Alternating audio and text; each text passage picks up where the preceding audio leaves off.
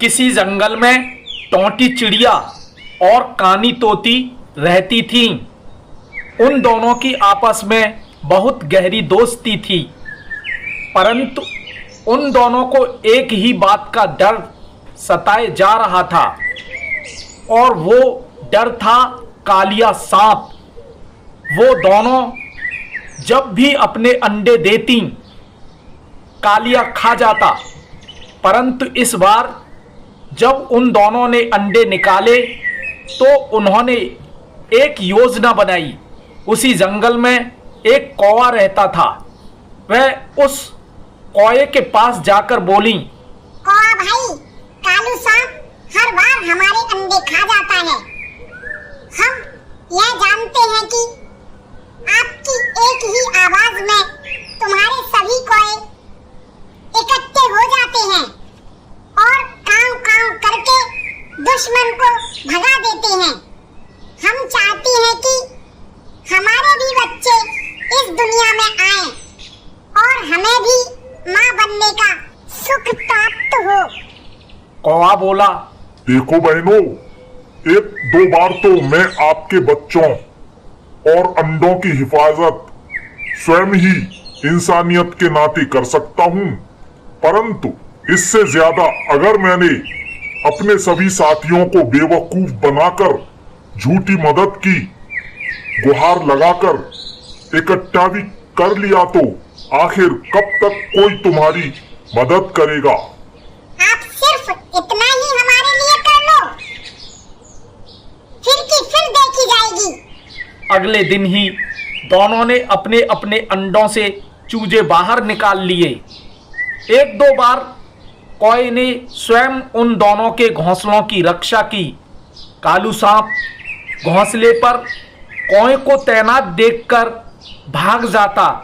एक दिन जब कालू सांप को कहीं भी कुछ खाने को नहीं मिला तो उसने फैसला किया कि आज तो वह कानी तोती और टोंटी मैना के बच्चों को खाकर ही दम लेगा। बस कालू सांप पहुंच गया घोंसले पर। जब कौवा सांप को रोकने में असमर्थ हो गया तो कौवे ने अपने आप को मरा हुआ सा मानकर अन्य कौवाओं से मदद की गुहार लगाई। जरा सी देर में दर्जनों कौवे इकट्ठे हो गए। कौवाओं की चीख पुकार सुनकर सांप उस दिन भी भाग गया। टोंटी चिड़िया और कानी मैना से कौवा बोला, बहनों, अब आगे मैं आपकी कोई मदद नहीं कर सकता, मुझे क्षमा करें। टोंटी चिड़िया और कानी मैना बोली, आपने हमारी इतनी मदद की भैया, बहुत बहुत शुक्रिया। फिर वे दोनों आपस में मशवरा करने लगीं। क्यों ना हम दोनों ये जंगल छोड़कर किसी अन्य जंगल को पलायन कर जाएं। परंतु अभी तो हमारे बच्चे छोटे छोटे हैं, ये उड़ भी नहीं पाएंगे। अरे हाँ, मुझे याद आया, बुधिया नाम की मेरी एक मौसी है। वो टीले के उस पार रहती है। वो बहुत समझदार है। इस मुसीबत से बचने का शायद वो कोई सुझाव दे। टोंटी चिड़िया बोली, ठीक है बहन, जैसी आपकी इच्छा, मैं आपसे सहमत हूँ।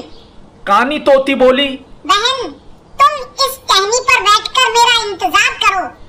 मैं यूं गई और यूं आई। कानी तोती फुर्र से उड़कर अपने बच्चों के पास पहुंची और बोली, बेटा, मैं किसी जरूरी काम से तुम्हारी बुधिया नानी के घर जा रही हूँ।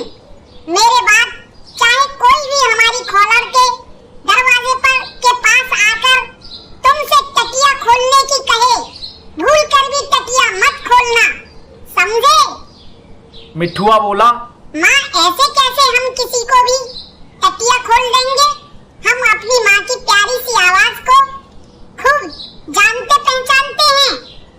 हम आपकी आवाज पहचान कर ही टटिया खोलते हैं। कानी तोती बोली, बेटा, मेरी आवाज की कॉपी तो हमारा कोई भी दुश्मन करके तुम्हें क्षति पहुंचा सकता है। फिर बिटुआ बोला, तो माँ, फिर हम कैसे समझेंगे कि टटिया हम सिर्फ तुम्हारे लिए ही खोलें? कानी तोती बोली, बेटा, मैं बोलूंगी। टूटी टाटी टटिया, मिठुआ तोकू बिरचिया, बिटुआ तोकू अमिया, और फिर तुम टटिया खोल देना। फिर मिठुआ बोला, माँ दुश्मन हमारी खोलड़ की टटिया को तोड़कर भी तो खोलड़ में घुस सकता है, हमें क्षति पहुंचा सकता है। कानी तोती बोली, बेटा नदी पर मछली पकड़ने वाले जो बंसी की डोर फेंक जाते हैं और मैदान में पतंग उड़ाने वाले जो माजा फेंक जाते हैं, ये टटिया मैंने बड़ी सूझबूझ के साथ उसी माजे और बंसी की डोर से बनाई है। मनुष्य के अलावा कोई भी जानवर, कीड़ा, पक्षी इसे नष्ट नहीं कर सकता। अब मैं चलती हूँ, अपना ख्याल रखना बेटा। इस प्रकार टोंटी चिड़िया और कानी तोती उड़ान भरकर बुधिया तोती के पास जा पहुंचे। कानी तोती बोली, नानी, एक सांप इस बहन के बच्चे और मेरे बच्चों को खाने की कोशिश कर रहा है, कोई उपाय बताइए। बुधिया तोती बोली, उसे आग में सुलझाकर मार दो, कालू सांप को सांप की योनि से मुक्ति भी मिल जाएगी और तुम्हें सांप हत्या का दोष भी नहीं लगेगा। कानी तोती बोली, लेकिन नानी, यह सब कैसे हो पाएगा? बुधिया तोती बोली, मेरी वर्षों पुरानी एक दोस्त है, काली चील। इस काम को वो ही अंजाम देगी। अब तुम दोनों निश्चिंत होकर अपने अपने घोंसलों पर जाओ। तुम कल पुनः यहाँ आना, मैं तुम्हारे साथ अपनी दोस्त काली चील को भेज दूंगी। इधर कालू सांप पहले तो कानी तोती की खोलर पर पहुंचा। बहुत कोशिश करने के बाद भी कालिया सांप काली तोती के दरवाजे में ना तो होल कर पाया और ना वह दरवाजा खोल सका। तो फिर वह कैसे कानी तोती के घर में घुसता और उसके बच्चों को अपना आहार बनाता। कालिया सांप ने बहुत से बहाने बनाकर बच्चों को दरवाजा खोलने के लिए प्रेरित किया, परंतु मिठुआ और बिटुआ ने दरवाजा नहीं खोला। लगता है कानी तोती कोई असाधारण बात बोलती है या उसने बच्चों को कोई पासवर्ड रटा रखा है। वह जब भी कहीं से घर वापस आती होगी बस वही पासवर्ड बोलती होगी और मिठुआ और बिटुआ दरवाजा खोल देते होंगे। मिठुआ और बिटुआ को तो मैं अब खाकर ही रहूंगा। मैं हार मानने वाला नहीं। सीक्रेट पासवर्ड जानने के लिए मुझे यही कहीं छुपना होगा। ऐसा सोचकर समझकर कालिया सांप कानी तोती के उस पेड़ के पास ही छुप गया जिस पेड़ की खोलड़ में कानी तोती ने अपना घर बना रखा था। इंतजार करते करते सुबह से शाम होने आई, परंतु कानी तोती अभी तक घर नहीं आई। परंतु कालिया ने भी जिद पकड़ ली थी कि वह उस पासवर्ड को जानकर ही रहेगा जिससे दरवाजा खुलता है। सहसा ही कानी तोती खोलड़ पर आ पहुंची। उसने इधर उधर देखा कि कोई दुश्मन उसकी आवाज सुन तो नहीं रहा, परंतु उसे कालिया सांप की कहां पता था जो कि उसकी खोलड़ के पास ही उसकी आवाज को ध्यानपूर्वक सुनकर उस पासवर्ड को जानना चाहता था जिसे कानी तोती बोलकर दरवाजा खुलवाती है। कानी तोती ने चौकन्ना होकर बोला, टूटी टाटी टटिया, मिठुआ तोकू मिर्चिया, बिटुआ तोकू अमिया। तुरंत ही दोनों बच्चों ने अंदर से दरवाजा खोल दिया और कानी तोती झट से खोलड़ में घुस गई और दरवाजा पुनः अंदर से बंद कर लिया। कालिया सांप मन ही मन सोचने लगा, मेरी सोच एकदम सही निकली। मैं जान गया कि वह पासवर्ड क्या है जिसे बोलने पर खोलड़ का दरवाजा खुल जाता है। आज तो मैं जा रहा हूं, अब कल मौका देखकर चौखा मारूंगा और मजे से दावत उड़ाऊंगा। फिर कालिया सांप वहां से चला गया। अगले दिन फिर टोंटी चिड़िया और कानी तोती बुधिया मौसी के घर पहुंच गए। बुधिया मौसी उन दोनों को अपनी सहेली काली चील के घर ले पहुंची। टोंटी चिड़िया और कानी तोती ने काली चील को अपनी व्यथा विस्तार से कह सुनाई। काली चील बोली, आप लोग चिंता मत करो, उस सांप से आपको छुटकारा दिलाया जाएगा। चील के पड़ोसी गिद्ध उस्ताद मटरू बोले, क्या बात है बहन चील, कैसे भीड़ जमा हो रही है? चील ने गिद्ध को सारी बात कह सुनाई। गिद्ध बोला, सुनकर मुझे भी दुख हो रहा है, चलो मैं भी तुम्हारे साथ चल रहा हूँ। चील बोली, भैया आप यहीं आराम करो, मैं हूं ना, मैं अकेली ही उसका काम तमाम कर दूंगी। गिद्ध बोला, तुम उसे ढूंढती ही रह जाओगी, इतने बड़े जंगल में तुम उसे ढूंढोगी कहां कहां? क्या तुम जानती नहीं, हम गिद्धों को कई मील की दूरी की वस्तुएं दिखाई देती हैं।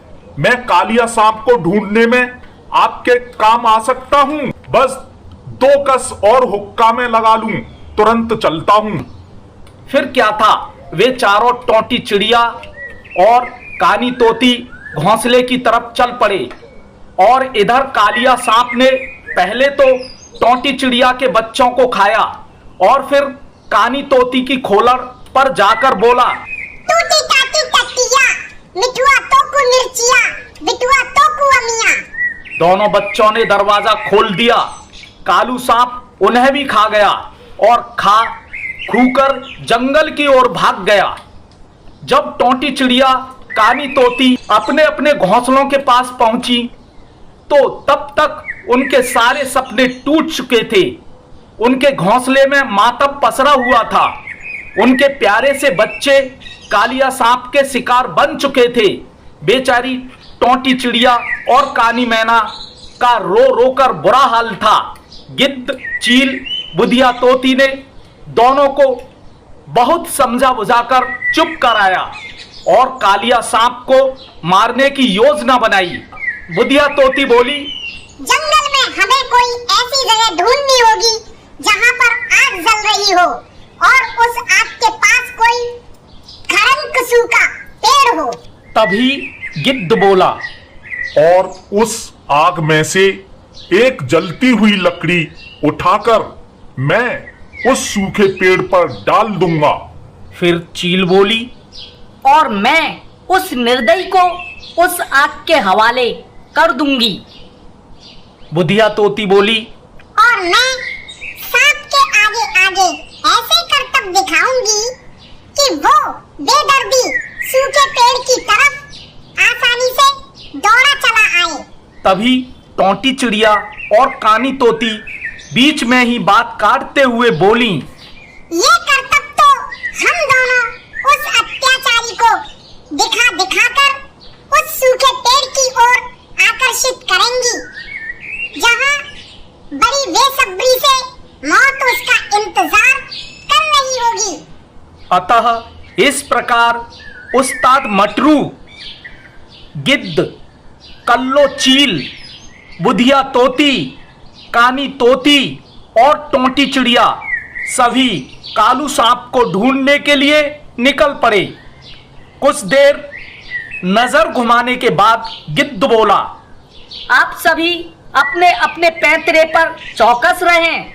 मुझे वे सभी चीजें स्पष्ट नजर आ रही हैं जिन वस्तुओं की आवश्यकता हमें सांप को मारने के लिए पड़ेगी। तुरंत ही गिद्ध सभी को एक शमशान के नजदीक सूखे वृक्ष की ओर ले गया।